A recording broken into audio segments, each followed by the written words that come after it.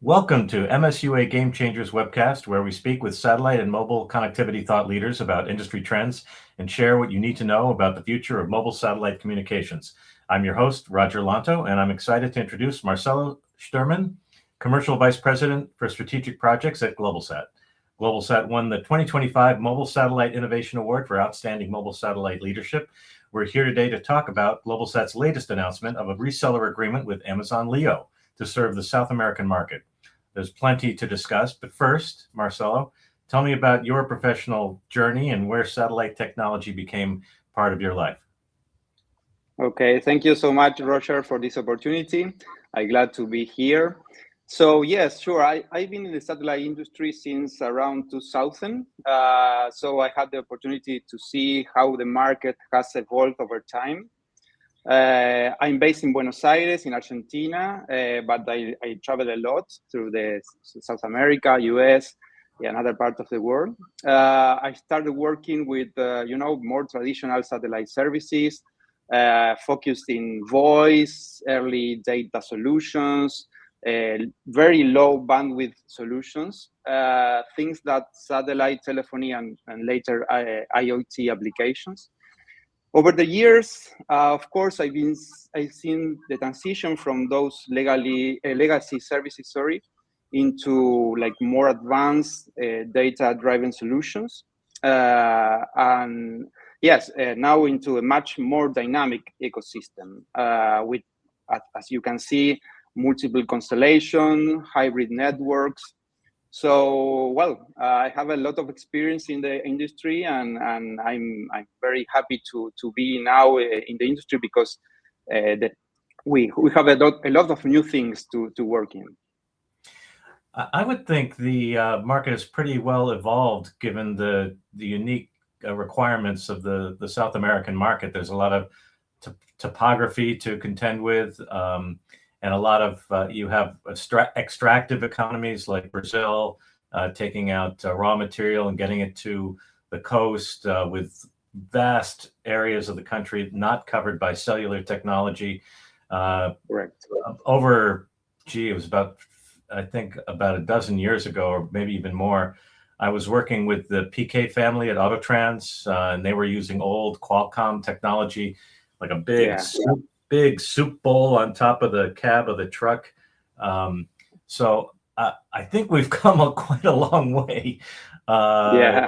So I assume you're dealing with some pretty sophisticated customers. They know about satellite. They're very well versed in satellite technology. Would you agree with that? Yes, of course.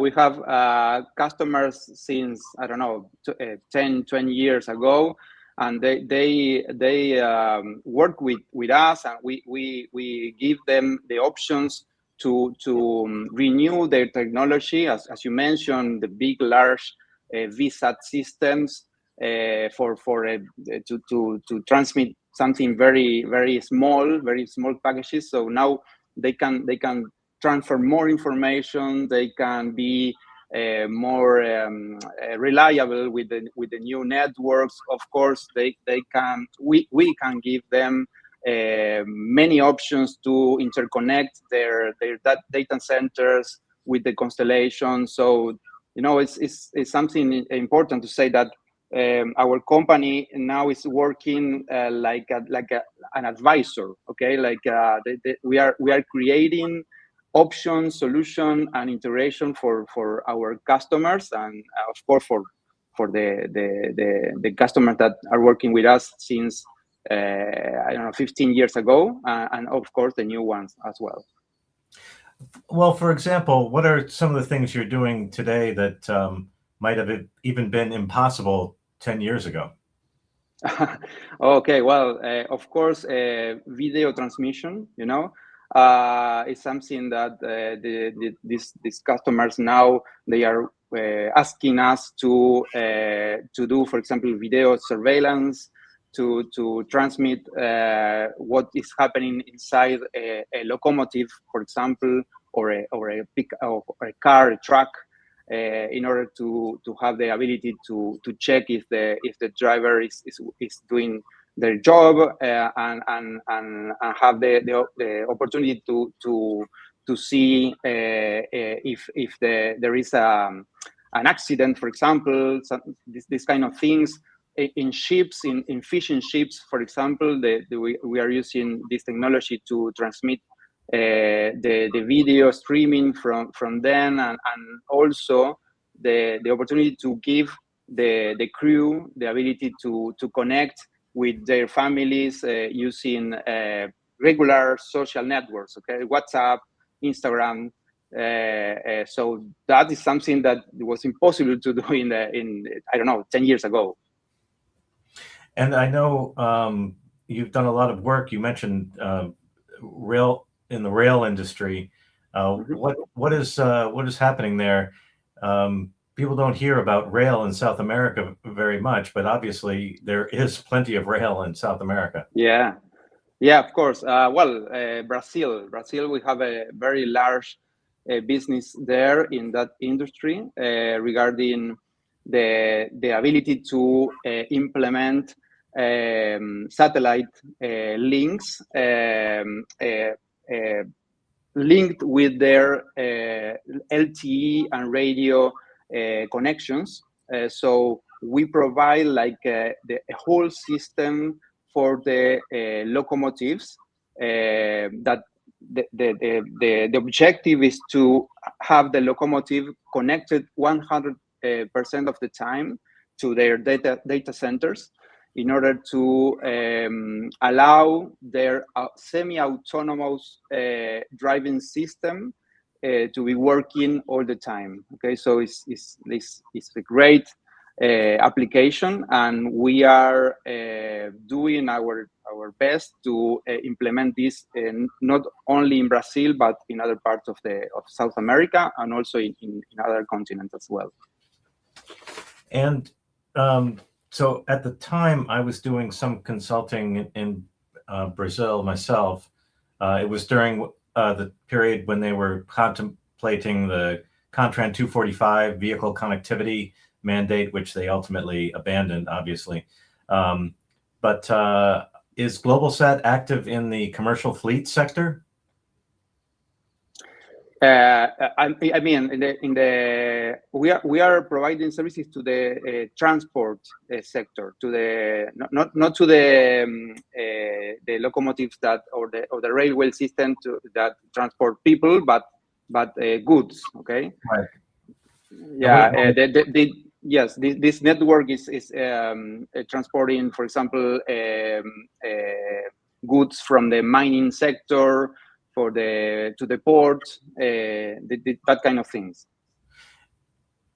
But I'm curious, we didn't discuss this before this discussion, but is Globalsat in the commercial fleet vehicle sector at all, or not so much?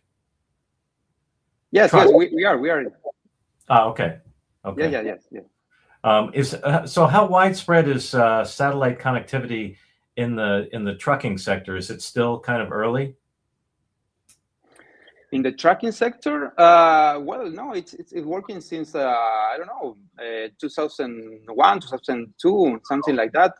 Yes, but of course, in that time the options were very limited. You know, were only to send small data from the onboard PCs or computer systems. For example, only the position and maybe the speed.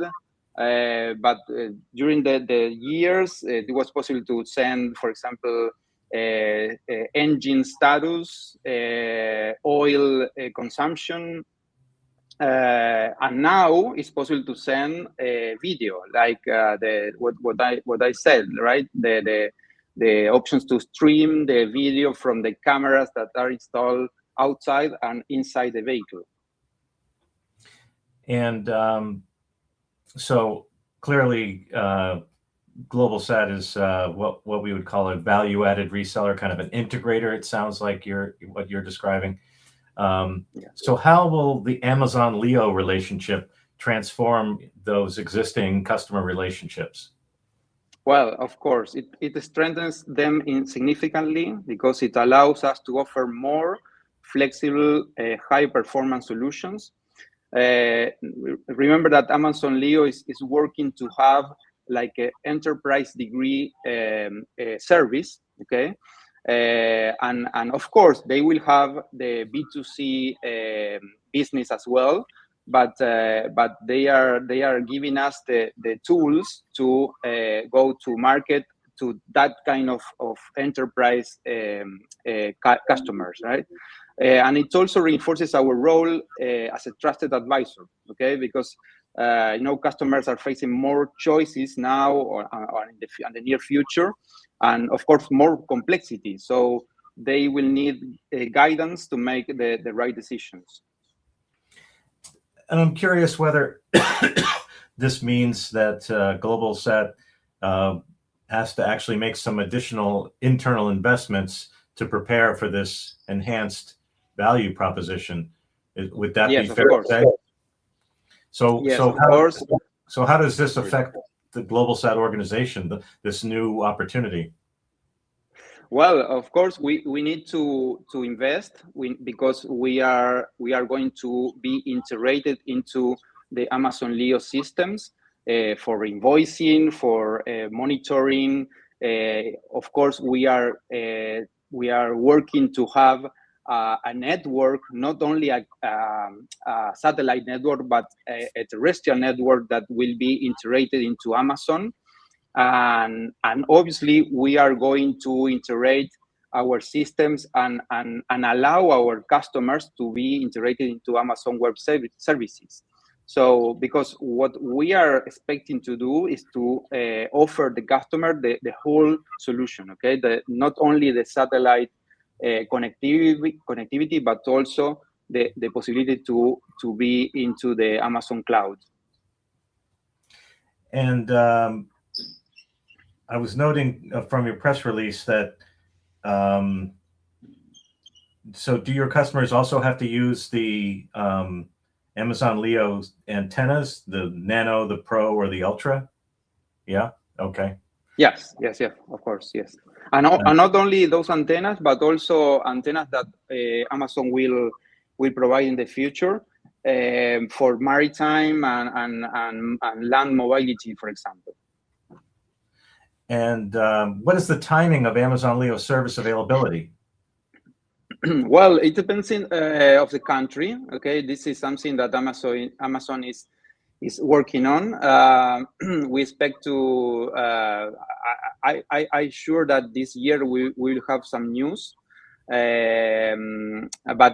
I think that they don't want to disclose that until they are ready. So we are working with them and understanding the times. But probably this year or next year we will have a news.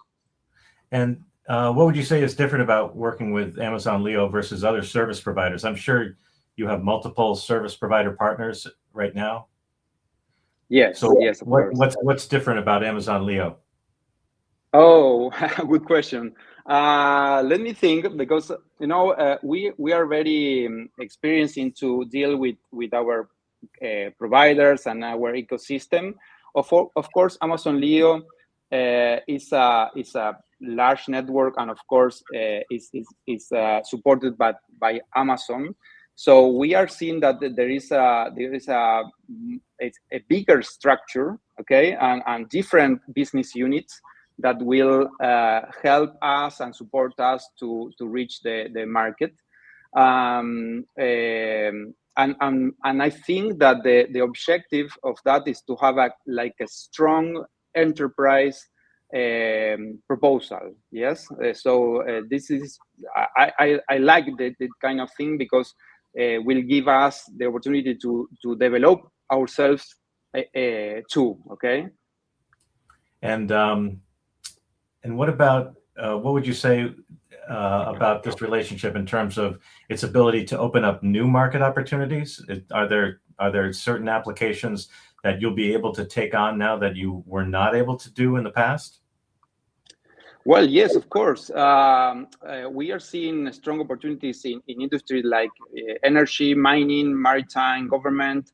We already have the connectivity for mission critical applications, but this will give us more options to fulfill what the customers are requiring right now and of course in the future.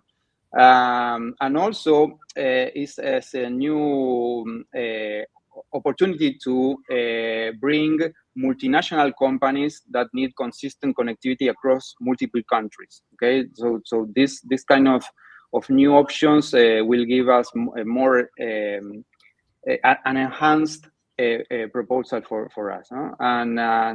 And we are seeing that of course, our customers and other customers already have the options with other LEO constellations, but with Amazon LEO, we are seeing that they will have the option to have a private network in the space. Okay, so that is something new or kind of new because of the bandwidth. So that is very interesting to have.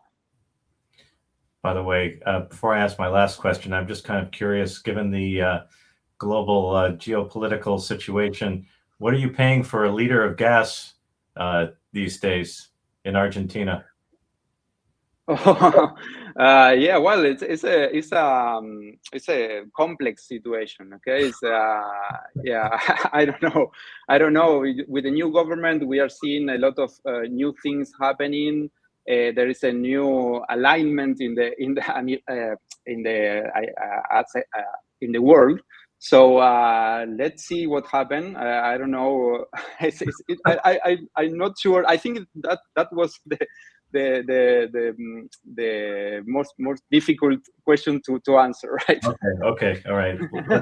Let's not go there. So where can people find out more about Globalsat? Of course, they can visit our website, globalsat.com, and our customers can reach out to our regional teams. We have offices in every country in South America with the local language and the local cultures. That's one of our strengths. So we are always open to discussing specific use case, helping customers design the right solution for their needs. Very good. Okay, I want to thank the Mobile Satellite Users Association for hosting these sessions. You can learn more about the MSUA at msua.org. You can learn how to get our weekly newsletter that gives you updates on everything that's happening in the industry and shares information about upcoming events. And you can find out how to become a member. We look forward to seeing you next time at MSUA's Game Changers webcast. And I guess, Marcelo, will you be in Washington, D.C. next week? Yes, sir, I will be there. So okay. If you're there or somebody in the audience is there, please let me know. We'll see you at Satellite 2026. Thanks a lot, Marcelo. Excellent. Thank you so much. Bye-bye. Have a nice day. Bye-bye.